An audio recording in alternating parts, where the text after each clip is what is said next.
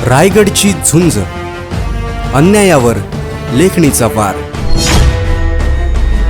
रब्बी हंगाम शेवटच्या टप्प्यात पोचला असताना कर्जत तालुक्यासह परिसरात युरिया खताचा तीव्र तुटवडा जाणवत असल्याने शेतकरी वर्गात चिंतेचे वातावरण निर्माण झाले आहे.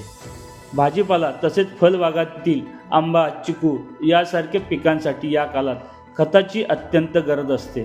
मात्र अनेक ठिकाणी खत उपलब्ध नसल्याने पिकांच्या वाढीवर विपरीत परिणाम होण्याची भीती व्यक्त केली जात आहे. शेतकऱ्यांनी सांगितले की तालुक्यातील विविध खत विक्री केंद्रांवर भेट दिल्यानंतरही युरिया उपलब्ध होत नाही. परिणामी शेतकऱ्यांना खतासाठी गावोगावी भटकंती करावी लागत आहे. रब्बी हंगामातील हा निर्णायक काळ असल्याने वेळेत खत न मिळाल्यास उत्पादन घटण्याची शक्यता नाकारता येत नाही. युरिया खताच्या शोधात अनेक शेतकऱ्यांनी कर्जत तालुक्यातील कडाव, कशळे, नेरल तसेच खालापूर तालुक्यातील परिसरातील विक्री केंद्रांची पाहणी केली. मात्र सर्वत्र तुटवड्याची स्थिती असल्याचे दिसून आले. त्यामुळे शेतकरी प्रशासनाकडे तातडीने पुरवठा सुरळीत करण्याची मागणी करत आहेत. दरम्यान शेतकरी तथा कर्जत तालुका किसान क्रांती संघटनेचे सल्लागार पंढरीनाथ विठ्ठल दाभाडे यांनी पत्रकारांशी बोलताना सांगितले की रायगड जिल्ह्यात खत निर्मितीचे कारखाने असतानाही स्थानिक शेतकऱ्यांना पुरेसा पुरवठा होत नाही. ही खेदजनक बाब आहे.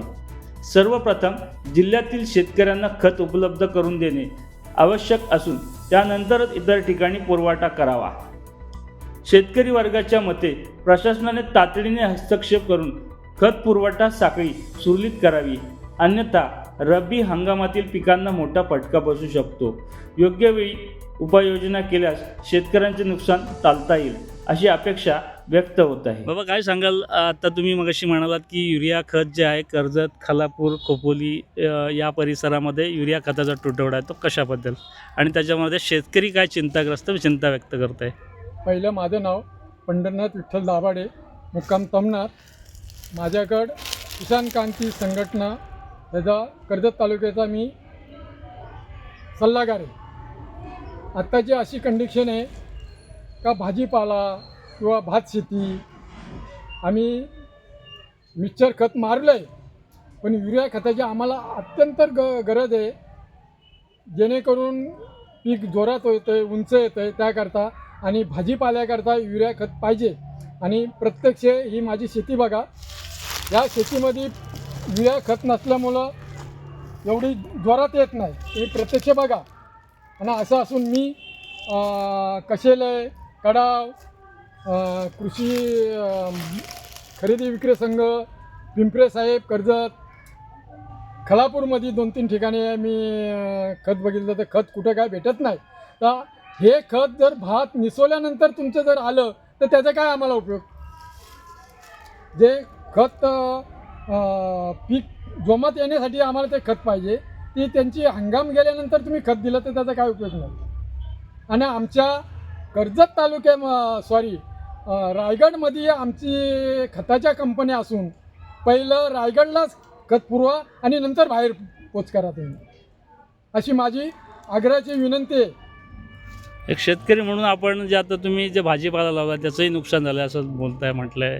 आता तुमचा काय तुम्ही काय भाजीपाला काय केला होता आता यावेळेस? पालक, शापू, माठ, लाल माठ, मुळा, बरेचसे, चवली, मटकी, हिरवा मूग, 2 प्रकारचा वाल, वटाणा आणि राजमा. एवढी पिकं आपण एवढी पिकं आपण शेतीमध्ये पिकवतो दरवर्षीप्रमाणे. ठीक आहे. आता जे पिकाचं नुकसान झालं आहे त्याबद्दल आपण काय 2 शब्द म्हणजे काय संदेश काय देणार शेतकरी म्हणून? एक आपला काय विचार म्हणजे आता शेतकऱ्याबरोबर काय प्रसंग येतो? दुसरी गोष्ट, आम्हाला इतका आंब्याना मोहर आला, तो जर आमच्याकडे युरिया खत असता तर युरिया खत आणि 200 ग्राम 15 लिटरला जर पाणी जर विरघळून जर आम्ही आंब्यांच्यावर मारला असता तर आमचे आंबे जळालेच नसते. आता एक सुद्धा आंबा नाही, तुम्ही प्रत्यक्ष बघा, एवढी नुकसानी आहे. हे बघा, ते बघा, ते काढून घे. आता आपल्याबरोबर हे पंढरीनाथजी दाभाडे जे शेतकरी आहेत, त्यांचं जी ही शेत आहे, त्यांच्या शेतामध्ये जे आंबा, चिकू अशी ही जी फळं लावलेली आहेत. आणि हा जो आंबा आहे हा अक्षरशः खरोखरच त्यांनी सांगितल्याप्रमाणे हा करपलेला आहे पूर्ण.